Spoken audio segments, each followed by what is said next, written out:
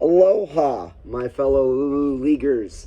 Man, season's flying by, right? Like we're already in week 11, playoffs start in week 15.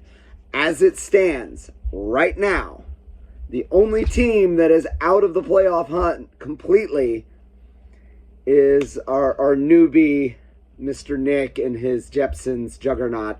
They got a couple wins, much like the Jets, but they are highly, highly unlikely to make the playoffs this year. But again, as a Jets and Lions fan, I feel like Nick is probably used to this kind of disappointment. So thank you, Nick. Whoever wins will enjoy spending your money. Speaking of, because we are winding down the season, we got to start, I got to start collecting dues. I've been slacking on that like I always do. I know a couple of y'all sent me some money at the beginning of the season. I'm going to have to track it down through the various apps, but I'll send those apps out to everybody. If you are not sure if you paid, reach out to me and we'll figure it out. But yeah, we need to get those $50 dues in so that I can pay the winners as soon as the final matchups are done in week 17. So other big league news. So again, right now, everybody in this league, we've got Ryan, by the way. Ryan is sitting at number one. I guess I'll make my yearly donation. He is sitting at number one right now at 7-3. And Tiggle Bitties, not Tiggle Biggies. Timbo Elroy is sitting at number two. He beat me last week. I was number one. He was number two. He beat me last week. And so he is now, he stayed in number two and I dropped all the way down to 3. So Timbo and Ryan's Georgia Peaches are sitting at 7-3. Everybody else in the league is roughly 500.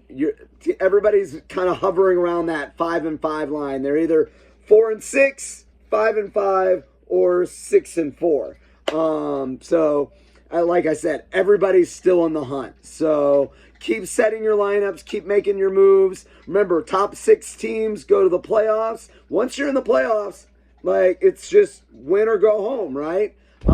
Couple years ago when I won the championship, I was the last team to slide into the playoffs, and then I ran the table. So keep making the moves, keep checking your lineups, doing all that good stuff. So here are the matchups for this week. I'm playing my lovely wife, who's laid up with a high ankle sprain. Yeah, that was her hollering from the bedroom. She is suffering from a high ankle sprain, so she'll be out for the rest of the season. No, she is sitting at 5-5.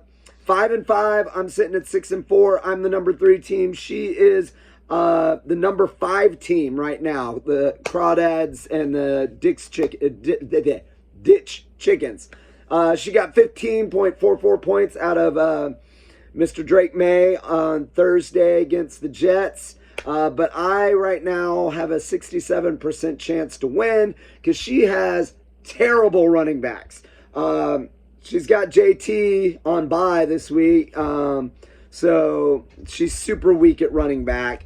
I'm going to be starting Davis Mills. I've been playing the Daniel Jones game, and last couple weeks he's starting to look a little more like Daniel Jones, so I'm getting scared as the playoffs come.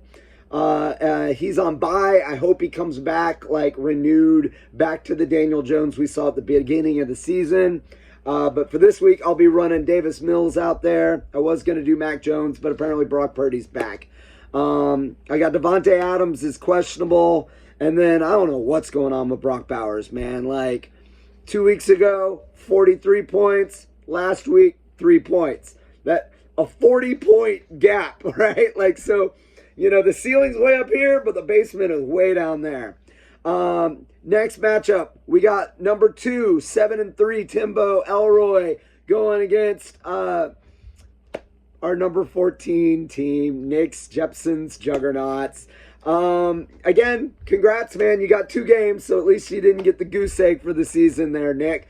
But he is Right now the score is 32.3 to 9. 32.3 came off of Travion Henderson coming on at the right time for Timbo. He's also got Josh Allen, Jahmyr Gibbs, Puka, Jalen Waddle. Like, this is the juggernaut, this team right here, Timbo's team. Meanwhile, Jepson's juggernaut, they got 9 points out of the Jets kicker. I'm not even going to try to pronounce that guy's name. And he's hoping for a big game out of Austin Genty and Warren. Laporta's having back problems. Worthy just hasn't really developed into anything this season. So, yeah, he's sitting at 2-8. All he can do is try and, be a spoiler probably for the rest of the season. But, hey, he runs the table. He might sneak in. I don't know. It depends on who he beats and how he beats them, I guess. He doesn't have the eliminated yet. He's got 1% chance of making the playoffs. Let's see. Tickle Bitties going against Trash Pandas. Trash Pandas started out 4-0. He's lost the last 6 games in a row. And I was looking at his team, and I'm like, I don't even know why he's been losing. I know I beat him in week 5, and then it's just been downhill from there. He's got, I guess, Henry hasn't been himself. He's got Judkins. He's got Jefferson's been struggling with his quarterback issues. Roma Doomsday put up that goose egg a couple weeks ago. Just bad luck, I think. But Trash Pandas is sitting at the number 13 team. But again, they're just 4-6. So if he runs the table, he could still easily get in it. Meanwhile, Tickle Bitties is sitting at 6-4. They are up from number 7 to number 4 in the rankings. And he's got Lamar Jackson. He's got Jamar Chase. He got that 15 points, kind of a combination of Breece Hall and the Pats defense. So let's see. Next matchup, we got Peyton's 5-head. They've got 27.5 points. That's a combination of Diggs and Mason Taylor with 1 point from the Jets defense. Peyton's 5-head is 5-5. They moved up to the number 10 spot. Again, still in the hunt. They are currently projected to lose, though, to Slummy, who is got a 71% chance. That's mainly because, E.T., you need to get Pittman out of your lineup. He's on bye this week. Also, dude, use your IR spots. Pick up some people off the waiver wire. Load your bench, man. Meanwhile, Slummy, he's got Jacoby Brissett, who's been looking pretty good, bringing the Cardinals offense back to life. Pretty sure that what's the other kid's name? Shoot. I've already forgotten. I've already lost his name. He was an Oklahoma Sooner. He's been terrible. He's not going to be with the Cardinals next year. He'll probably, Kyler Murray. He'll probably be a Jet next year. So get used to listening to this phrase. Another tough day for Kyler Murray. Anyways, Slummy's got Rico Dowdle, CeeDee Lamb, JSN. So he's got some heavy hitters. He is sitting at 4-6. He is number 12, but that team I could easily see moving up the ranks. Then we got Dangerous Knights, our returning champion. He is on a 2-week win streak going against my sister, Texas Chainsaw, also on a 2-week win streak. Dangerous Knights is number 6 team, so if the playoffs started today, they would be the last playoff team in. Texas Chainsaw sitting at number 8, so just missing it. But these are both 5-5 teams. Chainsaw right now is picked to win this one. Let's see, she got 8.5 points out of Hunter Henry. Not the worst. I mean, tight ends, take what you can get. But she's hoping for big games out of Josh Jacobs. And then, of course, she needs those Eagles receivers to figure it out. She's got both Devontae Smith and A.J. Brown, who apparently tweeted out that anyone who has him on their fantasy team should drop him. I feel for my sister here because you can't drop him. It's A.J. Brown.